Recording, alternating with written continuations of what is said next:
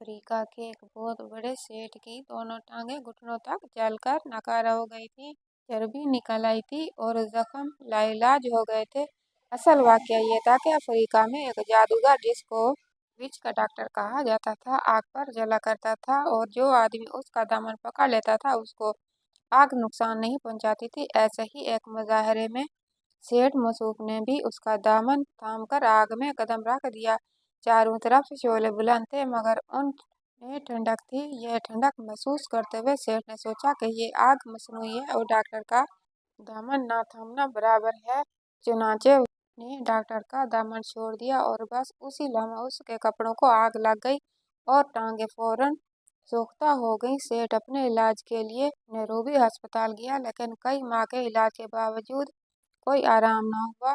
फिर वहां से लंदन पहुंचा। वहां डॉक्टरों ने टांगे काटने का फैसला किया, लेकिन सेठ ने टांगे कटवाने से इनकार कर दिया और वापस अपने वतन पहुंच गया।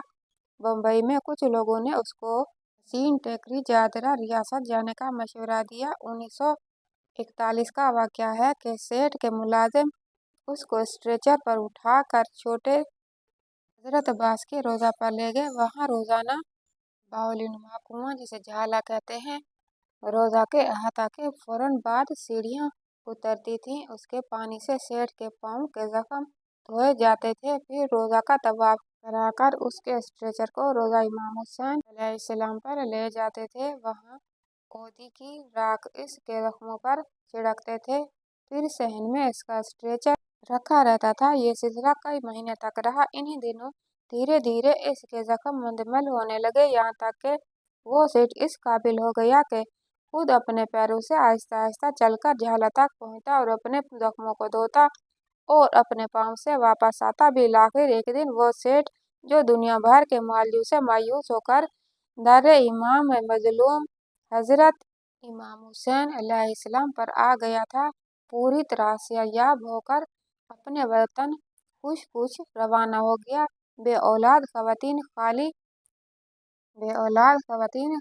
खाली पालने मन्नत के तौर पर चढ़ाती हैं और औलाद की नेमतों से मालामाल हो जाती हैं। हुसैन टेकरी के पुरनूर इमारतें को करबलाए माला के रोजों से मुशाबा हैं। झाला का पानी साफ सुथरा होने के साथ साथ बहुत शीरीं और शफायाब है। दाऊद हबीब के खानदान की एक बच्ची लाइलाज हो चुकी थी। वो उसे बम्बई से हुसैन टेकरी लाए और उसे यहाँ कुछ दिन रखा। उस बच्ची को रोजाना झालरे के पानी से गुस्ल दिया जाता था। कुछ दिन बाद ये बच्ची शफायाब हो गई और उसके मालिज हैरान हो गए। दाऊद साहब ने बच्ची की शफायाबी पर बड़े पैमाने पर नियाज दिलवाई और दादरा के तमाम शहरियों को दावत दी गई। एक शानदार सराय तामीर की और जायरीन के आराम और सहूलियात का सामान उस सराय में किया गया।